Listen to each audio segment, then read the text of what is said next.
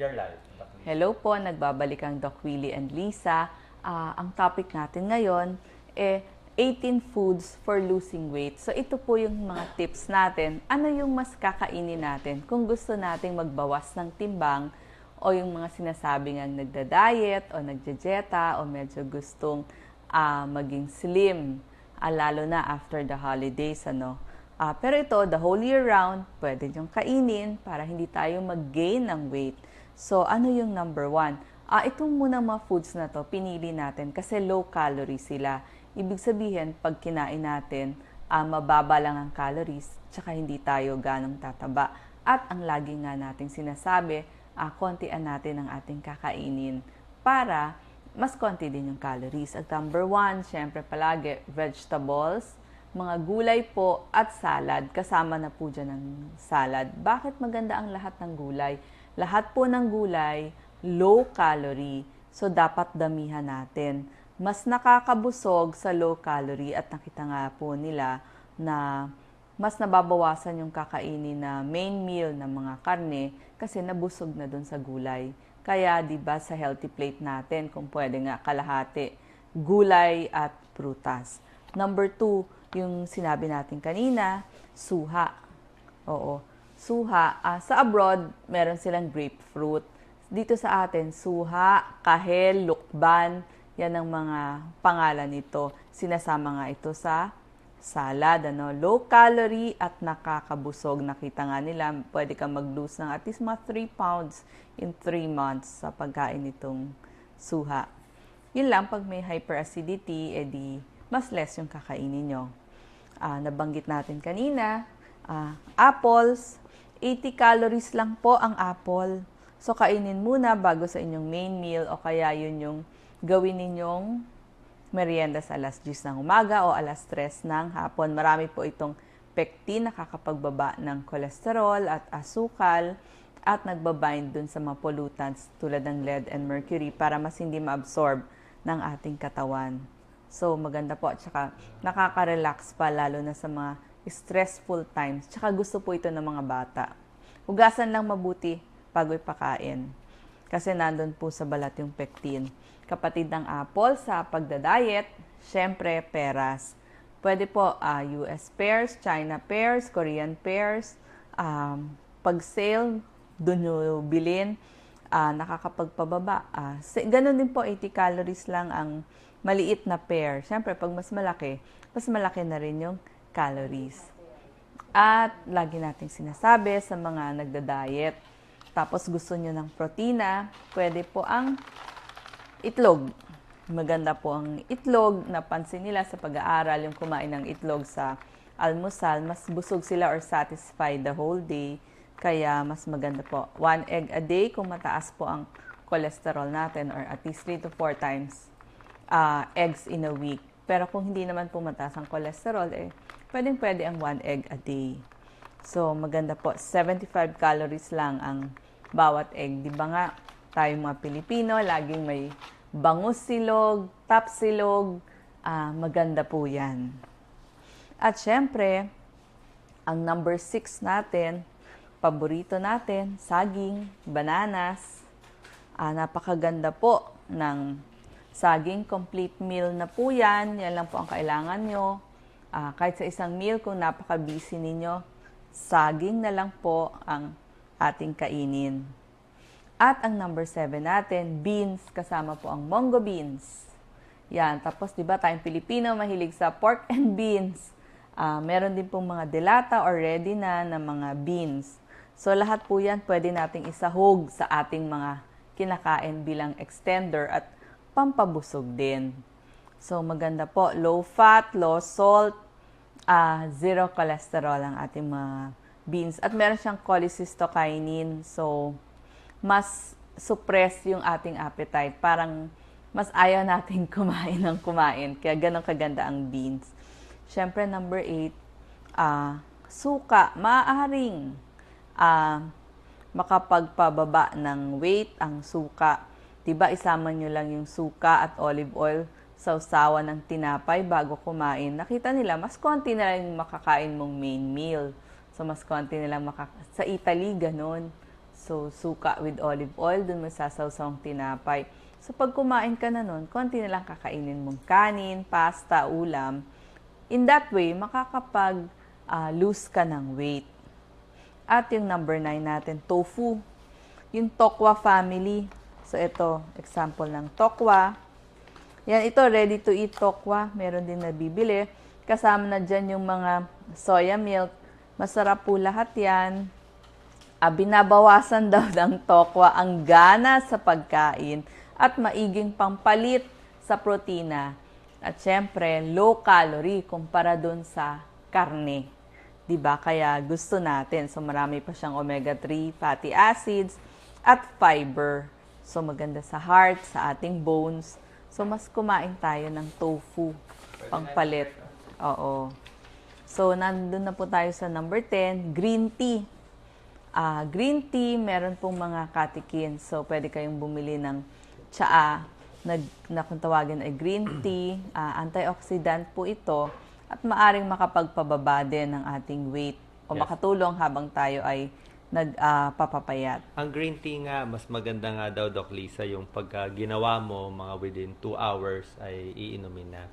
So yung green tea, pwede naman 1-2 baso, wag lang sobra dami.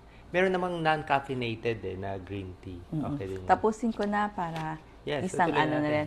Sana meron kayong lapis at papel para nailista ninyo. Tapos, syempre, lagi natin gusto, brown rice. Hindi, yan na mismo papakita ko kasama yung lalagyan. Pwede pong brown rice, black rice, kasama na po dyan yung mga wheat bread. Sa una po, baka magtai kayo. So, ipinapayo ko po, una gawin nyo 25% muna na brown rice or black rice mixed with 75% white rice. Tapos unti-unti nyo itaas, gawin yung 50-50. Hanggang next time, kaya nyo na 100% brown rice or black rice. Ang maganda kasi sa brown rice, marami siyang fiber. Very fibrous. Mas nakakabusog, good for the stomach. Sinabi ko yung fiber para maganda yung paglabas ng dumi, para hindi magka-almoranas. Okay? Isama po natin dyan ng wheat bread. Wheat bread. So, mas nakakabusog din po kapag kinain natin ng wheat bread. At marami na po in the market, sa mga grocery, supermarket, yung mga high-fiber cereal, iba't ibang klase. Ayan, isasabi sa'yo. Marami na tayong pwedeng gawing merienda, mga bars, mga in form na ganyan. Pwede nyo kainin basta high-fiber cereal. Meron din po mga nakaboxes. Ito, Doc Lisa, high fiber, certified organic, non-GMO. Ganda siya talaga, very healthy. So, kung kaya ng budget natin. Tapos tinitingnan nyo rin yung nutritional label, di ba? Yan ang maganda. Focus natin, Gina. Yan. Ganda yung nutritional label. Nakita nyo kung gaano ka-healthy. Yan ang chine-check nyo dapat. May mga local version yan, yung Pinoy version sa mga grocery at supermarket. Okay. At syempre, ang number 30 natin, oily fishes. Pag sinabing yung mga matatabang fishes, focus natin, tilapia. Tapos ito po, salmon. Alam ko, mahal yan. Ang local, pwede ang sardinas. Yan ang local version. Kung hindi na, tilapia, kaya din naman natin bilhin. Ang medyo mahal lang dyan talaga salmon, maganda sa omega-3 fatty acid, at syempre, mas nakakapayat kumpara sa karne. Yes. Pagdating sa tilapia, huwag kayong maniniwala sa mga fake news. Ang daming fake news lumalabas sa internet na yung bacon daw, mas healthy sa tilapia. Kalokohan po yun. That's not true. Hindi tunay yun. Ang bacon, taba Wala kang panalo sa bacon. Ang bacon, puro bad fats, unsaturated fats. Mas healthy ang tilapia kaysa sa bacon. Yung sinasabi nyo, baka madumi yung feeds. Di pili tayo ng magandang tilapia. Pero favorite ko yung tilapia. Healthy fish siya. Tapos, kung gusto nyo talaga magandang klaseng isda, mas magandang salmon. Salmon is the best talaga. Talagang mas marami pa siyang omega-3 than tilapia. Pero mahal lang nga siya. Pero ang ibig ko sabihin, mas healthy ang isda. Si Jesus during the Bible, 'di ba? Isda ang binibigay sa mga tao, hindi naman karne. 'Di ba? So dapat isda ang kakainin. Yan po ang healthy. Huwag kayong maniwala sa fake news. Fake news lang po 'yan, pampaviral, pero hindi po tunay 'yon. Lahat ng doktor magsasabi na fish is better than taba, lechon, at yun talaga pang atake sa puso. Yes, ang number 40 natin, yung mga low-fat milk at low-fat yogurt. Siyempre, pag sinabi nating less fat or low fat, less yung calories. Oo, kumbaga, mas hindi siksik. So, lalo na kung adult na tayo. Kung children, pwede po pa silang hindi i-low fat. Pero kung adult na tayo at gustong pumayat, yung skim milk or low-fat milk at yogurt ang ating gagamitin. Kaya nga sa mga desserts, iwasan nyo yung maraming cream kasi full cream milk talaga ang ginamit doon. Full cream pampataba, Doc Lisa. Yes. Tsaka complete food na rin po ang milk. Kompleto na siya sa lahat ng kailangan natin. Ang isang yogurt po, 70 calories lang. Tapos po, ang next naman, oatmeal. Ito, marami tayong oatmeal. Ito natin oatmeal. Yan. Natin oatmeal. Ito, oatmeal. Wow. Yan. Pangpapayat po, sure yan. Lalo na sa inyong almusal, may beta-glucan po yan. Siyang nagtatanggal ng cholesterol. Meron na rin pong mga oatmeal cookies dito sa ating mga supermarket. May local version po nito. Ito lang yung meron ako ngayon, kaya ito na rin po yung in-example ko. Mas maganda daw, Doc Lisa, ito may whole whole oats. Basta nakita kayo ng word na whole, napakaganda yan. Whole oats. Yes, sa pagpili naman po ng chicken o manok, gusto natin, nakita nyo po ito, may balat pa, pwede nyo pong tanggalin bago iluto. So gusto natin, kung talagang nagpapapaya tayo, tanggalin natin yung balat. Chicken without skin o kaya turkey breast kasi medyo mahal So tayo, manok tayo. So meron din po tayong mga chicken breast na nabibili. Wala na pong balat na frozen na sa inyong mga supermarket at mga grocery. Naubos lang nung anak ko kaya hindi ko na napakita ngayon. I-add ko lang, Doc Lisa, pagdating sa chicken. Merong mga parte sa manok na matataba, na maraming fats. Merong mga parte na low fat. Ang matataba, yung Thigh part. hita, di ba? Hita, leg, di ba? Kasi makita nyo, puro taba puro yun. oily. Ang low, pati yung wings din di ba? Chicken wings. Kasi mas maraming balat Kaya nga pinapatanggal yung balat. Ang low fat, yung breast part. Diba? Kaya nga mas matabang Mas siya, matabang, mas ginagawa matigas. na chicken sandwich. Ang pinakamataba, alam mo ng part sa chicken? Yung puwet. Yung puwet. Marami.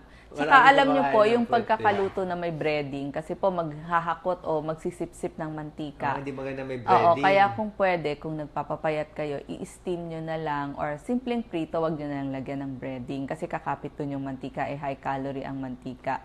Tapos pagdating naman po sa mga karne, wow. tanggalin natin itong mga taba-taba na to para ang Sarap ng taba. matira yung pinaka karne lang. So lean meat na po. So merong tinatawag na choice o select o prime. Kaya lang mas mahal nga po yun. Kung nagtitipid kayo, pwede nyo naman pong bilhin muna may ganito. Kayo na lang po ang magtapyas. Mas mura sa ganon. Siyempre, mas less yung taba ng baka, baboy, mas hindi nakakataba. At syempre pa, ang number 18 na hindi nakakataba ay tubig. Uminom po tayo ng tubig bago kumain para medyo busog na tayo, konti na lang makakain natin. At sabi nga natin, 8 to 12 glasses of water a day.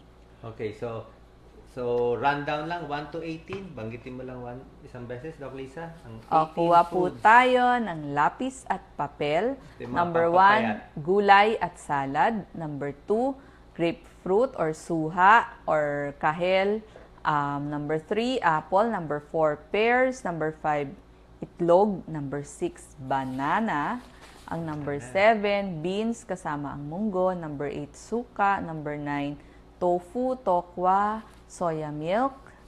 Number 10. Ang number 10 natin, green tea. Number 11, brown rice at wheat bread. Number 12, yung mga high-fiber cereal. Number 13, yung mga oily fishes gaya ng salmon, tilapia, sardinas. Number 14, yung low-fat milk, low-fat yogurt. Number 15, oatmeal. Number 16, chicken, tanggalan ng balat. 17, karne, tanggalan ng taba. Number 18, tubig. Okay, ako naman, Doc Lisa, Yes. bibigyan ko naman kayo ng 7 foods na bawal kainin. Ha? Kanina, binigay niya yung pwede kainin. Ngayon, papakita natin yung bawal kainin. Ito po ang pinaka-unhealthy na iiwasan nyo. Prito. Ha? Kahit anong prito, high fat yan, di ba? Ingat. Donut, tsaka pastries. Sino mahilig sa donut? Sarap ng donut, di ba? May Bavarian cream. Alang lubog sa mantika. Wala kang panalo sa donut eh. Kasi yung donut, carbohydrates na siya, may asukal pa siya, meron pa siyang matatamis, may tsokolate pa, strawberry. All carbo, talagang shoot up yung blood sugar nyo. Shoot up yung blood sugar nyo. Mahihilo yung pancreas nyo dun sa donut. Kaya hindi talaga healthy. Yung pastry sa hotel, di ba? Ang daming mantika. High calorie, high sugar. Mabobondat kayo nun. Yung mga number 3, mga candies. Kahit anong candy. Diba? Mga bata, sira lang ipin. Candy, sweets, yung anong kinakain ng mga bata. Number 4, ang bawal talaga, soft drinks. Sino mahilig sa soft drinks? Yung masyadong iced tea, hindi rin maganda. Iced tea, soft drinks. Okay ang green tea, walang asukal. Pero iced tea and soft drinks, isang basong soft drinks, 7 kutsaritang asukal. So, parang kinain mo na yung tubig na may 7 kutsaritang asukal at merong coloring pa. Ang pinakamasamang soft drinks, yung maitim, yung brown, yung dark cola. Mas masama yun kasi may phosphorus yun eh. Masisira pa kidneys natin. Kung gusto niyo talaga soda, doon na kayo sa light, yung mga 7-Up, Sprite, yung kulay puti. Hindi, matamis pa rin, pero less siya. Number 5, mga potato chips, mga chippy, lahat ng mga chips na gusto nyo. High fat, high salt, high betchin pa. Baka sumakit ulo natin sa betchin, kumabog ba. Number 6, ang pinakamasama, bacon. Hotdog, sausage. Kaya mga bata, ang daming advertisement ng hotdog eh. Lakas ng benta ng hotdog. Alam nyo ba paano ginagawa yung hotdog? Lahat ng hindi magandang karne, di ba? Yung chicken or yung meat, lahat ng magandang karne, ibebenta yan. Rib eye, ibebenta yan. Lahat ng good parts nung karne, nung baboy, nung baka, ilalagay yan sa bebenta. Lahat ng bulok, lahat ng pangit, lahat ng ugat, lahat ng mga leeg-leeg, tinatabi nila, dudurugin nila. Pag dinurog nila, gagawing paste. Babalot, hotdog yun. Okay? Pwede rin chicken nuggets yon. Tingnan niyo yung mga in-expose na itong mga hindi healthy foods eh. Yung mga chicken nuggets, yung mga hotdog. Kasi nga ginawa siyang paste, ang pinipili yung pangit na klaseng karne. Yung mga ugat-ugat, yung mga nerves, kasama yan sa hotdog. Diba? Kaya hindi po healthy. Taas sa calories, taas sa cholesterol. And number 7, yung mga hamburger na high fat, yun talaga iiwasan natin. Okay? May tanong ba sila, Doc Lisa? Marami ba sumama loob? So, Christmas tayo ngayon. Papakita natin ang tamang timbang sa kanila. Tamang timbang. Pwede tayo siguro dito. Tamang timbang. Tapos magbibigay ako ng mga diet tips para sa kanila. Okay. Pwede ka mag-ano, Lisa? Yan, kunin mo yung bench. Yan, ang diet foods. Okay. Gina, pointer naman. Yung pointer ko. Yan. So, para malaman kung dapat mag-diet o hindi sa mga kababaihan, okay? Short lang, ulitin ko. Ang secret dito, pag 5 feet ang mga babae, 100 pounds. Yan ang average. Sa Asian, ha? Sa Asia. Sa Filipinos kasama. So, kilos, 45 lang. Pag ang height nyo, 5'1", plus 5 pounds. 105 lang. Pag height mo, let's say matangkad ka, 5'4", 120 pounds lang. Kung 4'10 ka lang, 95 pounds lang. Maraming may reklamo dito sa table ko, sasabihin nila, kulang yan, Doc, mali yan table mo. Actually, ito kasi yung average eh. Ngayon, kung sobra kayo ng 10%, pwede pa. Let's say 5 feet ka. Ang timbang mo, 110. Diba? 10% more, pwede pa. Hanggang 10% more. So, dito, bigyan ko kayo ng allowance. Up to 110, pwede 10%. Pero pag lumapas kayo ng 10%, let's say 5 feet, ang timbang mo, 120, 130, over na talaga yon. So, pag lumampas ng 10%, tawag sa'yo overweight. Pag lumampas ng 20%, pwede nang tawagin na obesity o obese. O-B-E-S-E, obesity, obese. So, hindi maganda yon. Hindi po kasama, yan ang normal height and weight. Pag matangkad sa mga beauty pageant, ang maganda nga sa matatangkad, mas marami kang weight pwede. Katulad nito, 5'6", so mas mataas pwede, o 130. Pwede nyo i-post po. Salamat sa pag-share nitong video. I-post nyo ang height nyo at yung timbang nyo. Sabihin nyo, Doc, over. O, Doc, sakto lang ako. Sexy. O, Doc, underweight ako. Diba? Yung mga tips natin ngayon, yung pampapayat eh. Ito rin, ha? So, dito sa height and weight, meron kayong 10% allowance lang. Hindi din masyadong sosobrahan natin. Okay? Hindi po kasali, nililinaw ko lang hindi kasali ang age. Marami may reklamo, ba't hindi kasali? Hindi po kasali sa body mass index ang age eh. Wala naman kasing koneksyon kung edad mo ay 30 years old or edad mo ay 60 years old. Pareho dapat ang timbang mo eh. Pareho dapat ang timbang. Yung height mo kasi, tsaka yung laki mo, yung pa rin naman eh. Hindi porke ang edad mo 40 years old, may dagdag kang 20 pounds. Hindi po. Pag nagkakaedad tayo, tumataba tayo kasi mabagal ang metabolism. Hindi yan excuse na pwede na kayo kumain. So, hindi siya talaga kasali.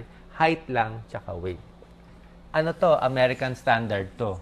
Itong ganito. Pero ito, pang Asian to. Sa mga kalalakihan, pag ang height nyo, let's say, 5'4", sa mga lalaki, 130 pounds. Yan ha.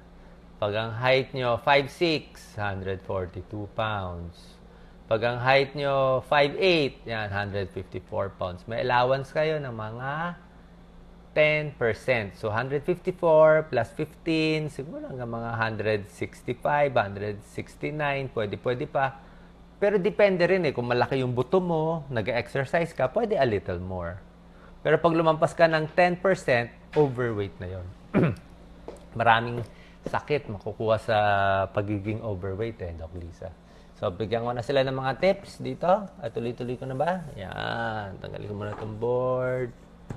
Ito yung mga tips natin. Summary at magandang mga tips na pampapayat. Mabubusog kayo ngayon sa pampapayat. Killjoy, no? Holidays, pampapayat. Oh, yan. Ang magandang board natin.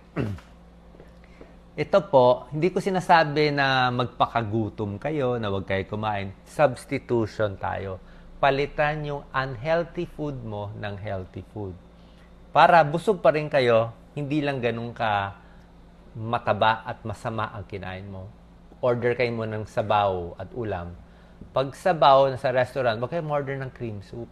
Cream soup, ano yan eh? Gatas yan eh. Di ba? Nakakataba yan. Whole cream milk. Doon lang kayo sa clear soup. Clear soup. No, ito mga mga naka-fried, prito, buttered, di ba? Chicken ala Kiev, masarap, may cream, krema. Doon lang kayo sa boiled and grilled, mas okay dito. Sa grilling, less calories. Taba ng baka, taba ng baboy, di ba? Sinigang na baboy, lumulutang yung taba, daming mantika, bawal. Gusto mo na taba? Taba ng isda.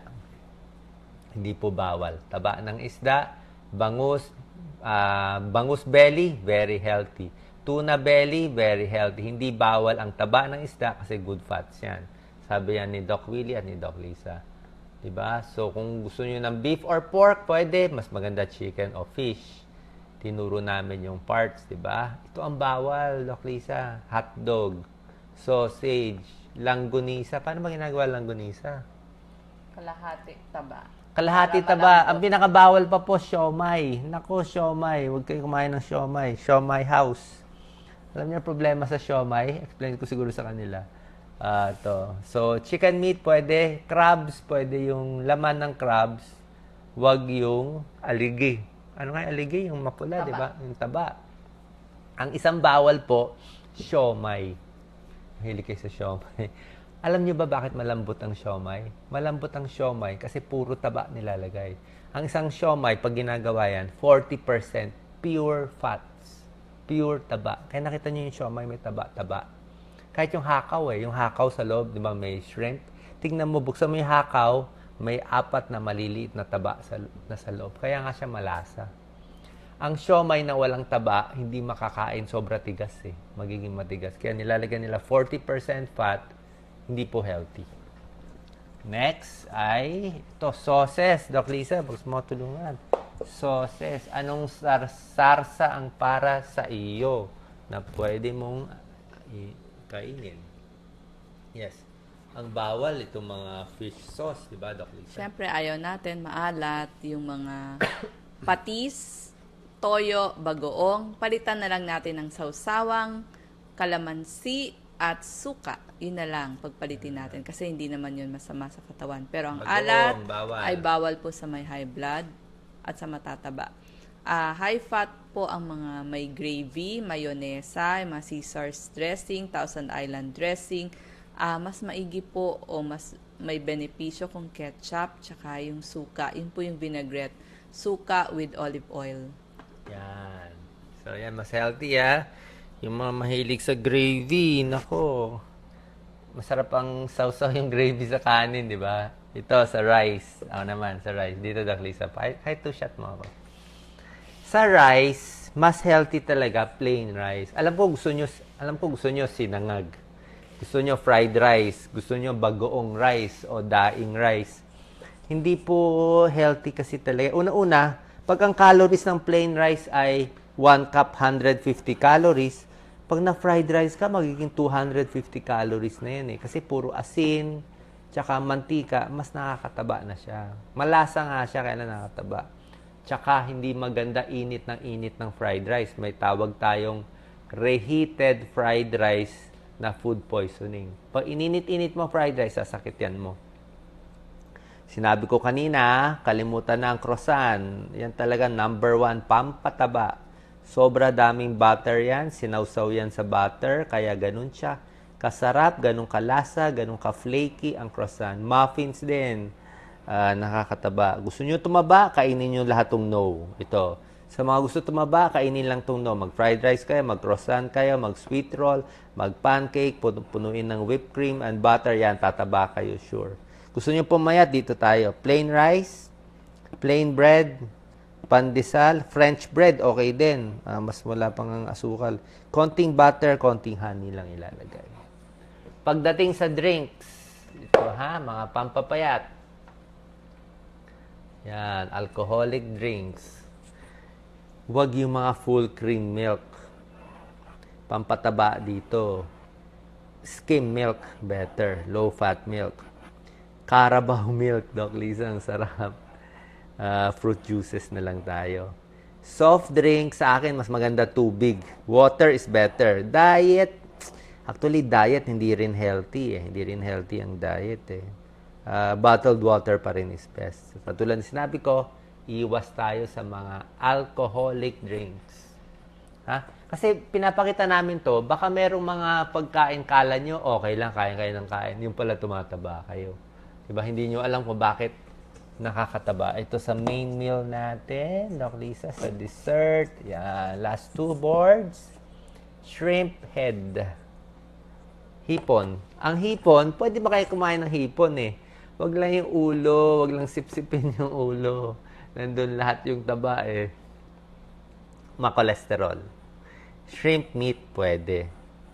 Okay? Oyster and clam, tahong, pwede naman pa konti-konti. Wag lang masyado, ingat sa red tide. Chicharon, bawal. Kalimutan mo na. Cropek, popcorn. Popcorn is better. Cereals. Ang bawal, siomay, lalo na yung mga asado, siopaw na puro taba. Pwede lugaw na lang. Sa itlog, okay naman ang egg, kainin lahat. Kung mataas lang cholesterol mo, ingat lang sa egg yolk. Huwag masyadong egg yolk. Sa leche flan, egg yolk. Diba? Sa cake, egg yolk. Huwag lang masyadong egg yolk. Mas okay yung egg white na lang. Yes, Doc Lisa? Last one, last board natin to, dessert for the diet foods. Gusto nila, mag-comment kayo kung gusto nyo tumaba, kaliwa gusto nyo pumayat, kanan. Ice cream, Doc Lisa, sino mahilig sa ice cream? Paminsan-minsan, pwede, pero nakakataba yan. Ice candy, gelatin, pwede, mas healthy siya. Chocolate cake, nako. Sarap ng chocolate cake. Nako, yung icing, malalagutan kayo dyan sa icing. Ngayong parties, ang kinakain, yung icing mismo, pure fat yon, pure yon, purong-puro mantika, angel cake na lang. Milkshake. Sarap ng milkshake, yogurt na lang. Fruit salad, nako, halo-halo, nakakataba. Although healthy yung mga beans okay naman fresh fruits na lang tayo. Ang fresh fruits, mas healthy. So, hindi tayo killjoy, yung mga gusto tumaba, pwede do sa one side, yung gusto pumayat, dito sa kabilang side. And last tip natin, para pag pumupunta kayo sa fast food, minsan kinukulit tayo ng mga babae sa mga fast food, di ba? Sa mga fast food chains. Sasabihin, do you like added cheese? Do you like to supersize? You want to go large? Free fries? Free ganyan? Plus 20 pesos na lang. Naku! Di ba? So, lahat tayo, no. No, ito si Doc Lisa, hindi siya nag-a-added cheese Masarap naman ang cheese. Kung gusto nyo tumaba, walang problema. Pero kung ayaw nyo tumaba, pwede namang yung burger na no cheese. Yung sino-super size, syempre hindi kayo magbago. Yung mga go large drinks, ay yung soft drinks nga na maliit, hindi na nga healthy, gagawin nyo pang go large, di ba? Kahit mura pa, wag na kayo pumayag. Small size lang, diet lang. Tatanungin ka pa, gusto mo ba na extra muffin, extra dessert, extra pie? Minsan bibili ka lang ng tubig, sasabihin pa, extra siopaw, Doc, gusto mo? So, yan ang mga tips natin. Konting pigil, mahirap magpapayat. Pero kung magpapapayat kayo, maraming health benefits ang pagpapapayat. Siguro pakita ko sa nila, Doc Lisa, itong mga boards lang natin. Summary. May ikot-ikot tayo, ikot-ikot. Yan ang mga healthy foods. Na gusto mong konti summary, Doc Lisa? Kahit 1 minute lang. Okay. So, ito, mga healthy foods natin. Diyan. Tapos, ito yung mga proteins, yung mga nuts na sinasabi kong mas healthy na para sa inyo. Iba't ibang klaseng nuts and beans. Ito yung mga vitamins na gusto natin para sa iyo, ha? Vitamin A. Yan ang mga sources natin, mga orange-colored fruits. Vitamin B12, napakahalaga yan sa ugat. Yung mga source natin, cereals. Vitamin D, galing sa araw. Handahan lang, Doc Lisa. Calcium, calcium-rich foods. Mga green leafy vegetables. Iron, healthy din yung mga iron. Malikot lang, iron. Zinc, yan, para sa hindi makagawa ng baby. Pwede ang zinc. Okay. At yan ang mga na-prepare natin. Babalik lang ako dito para i-summarize ko lang. Summarize ko lang dito. Hindi na tayo nakabalik dito sa board natin. Yan, babalik to rin natin. Yan, sige. Bati ka muna, Doc Lisa, at meron ako mga final, many more tips para sa kanila. Okay, Yes. maraming salamat kay Sel Okay, Ikay, share. Salamat sa Fulgencio, pag-share ng video. Kay Emir Balowaloa, Emi Katapia, Mayan Dorego, si Hoson Rivera Jersey, Actur Shai, Ferdida Chavez. Maraming salamat doon sa mga nag-share, sa mga nag-tune in. Hanggang next week po, Tuesday and Thursday. So, sana meron pa rin po kaming Facebook Live. Oo. Si Teresita Nicodemus, Wen Capili, Ferdida Chavez, Yes. Samrad. Meron pa ako bibigay ng magandang tips sa kanila, Doc Lisa. Dito, may nagtanong kasi sa akin very interesting to. Yung bata, bakit daw yung ulo malambot? Baka daw mabutas. Si Xiao Len, ano daw nangyari sa baby niya? Bakit daw may butas yung sa bunbunan? Kung delikado ba? Doc Lisa? Oo. Dito tayo. Meron akong ginawang video na picture. Magsasara po ang bumbunan pagdating ng certain age. Kasi kailangan muna na may bumbunan para lumabas siya dun sa nanay. Yan, sa akin yung mic. Ito pakita ko sa inyo ang Fontanelle. Ito, yan. Ito. Sa mga may baby, napakahalaga po nito para alam po ninyo. Ito ba yung bata? Pag pinanganak siya, hindi pa sarado yung ulo ng baby. Hindi siya close. May mga butas-butas yan, maraming butas siya. Kaya pag hahawakan mo ang ulo ng baby, malambot. Inahawakan ko. Ngayon, bawal tusukin itong bunbunan ni baby, less than 2 years old. Pag nagdelikado, baka mamaya may nagtusok ng pencil, pwede mabutas, mamatay yung baby, madudurog yung utak. Open yan, open. Magko-close itong posterior fontanelle within ilang months. Itong anterior sa harap, magko-close 1.5 year up to 2 years old. Kaya dapat maingat. Pag ang bata ay dehydrated, lulubog ito. Pag ang bata may infeksyon sa utak, lalabas ito. Kaya huwag tusok-tusukin si baby, ha? Huwag tusok-tusukin, delikado yan. So, normal lang na may malambot, huwag lang natin gagalawin. Okay? So, ayan na. Paalam na ako. So, maraming salamat sa lahat ng nanood. Any final questions sa inyo? Hiningal na naman kami. Hindi ko pa na-discuss yung mga carpal tunnel eh. Pero next time, di-discuss ko. Thank you so much. Si Mi Elipiran. Tapos, Hadi Marvic, salamat po. Any final questions? Lynette, Tanaka, thank you for sharing. Ang dami natin na prepare na tips para sa inyo. At natutuwa naman kami na natulungan namin kayo. So, thank you po. Hanggang sa susunod na Tuesday. Okay. Aisa Stefanuco, thank you. May spam na delatang ham. Parang ano daw. Yes. Mag-ingat daw sa pagkain ng mga delata. Oo. Meron naman mga delata kasi talaga na hindi healthy. Pero minsan yun lang ang meron tayo. Thank you very much for watching. At sa susunod, marami pa tayong ipapadala. Salamat po. God bless. God bless. Thank you.